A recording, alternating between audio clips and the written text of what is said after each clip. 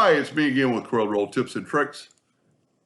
This is part 2 of this series and doesn't really relate to the first one, but I finished helping this gentleman do this, and he's doing plasma cutting, and nodes are real important. If we look with the shape tool, this image that I cleaned up for him and welded for him has 1,916 nodes.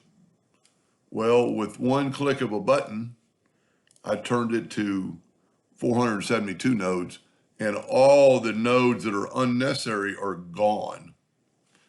If you look, like that node is not necessary, it does not change anything. You know, there's a bunch in the circle, there's a bunch in the A's, and if we look now, there's very few. So to do that, you select your item and then select your shape tool, and then encompass all the nodes, and they'll change to solid. And go right here, and I don't use a slide bar. I type in, and I just came up with the number 20 and hit enter. And now we have the pretty close, exactly the same shape, but with 1,473 nodes, one more than over here. Well, that's because I might have gone through there and changed the node that later was not necessary.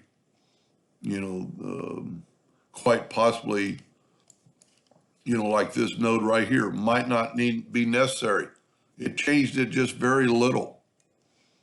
Some of the other ones are going to change a lot if it's not on a corner. You know, if we change this one, it's going to change the entire shape. But it's not a bad shape. That probably does look better. So all the nodes, you know, in the corners are needed because the node is a starting and a stopping point. And that's pretty slick. Now, it doesn't work that well all the time. Sometimes it will distort stuff, but in this case, it did not.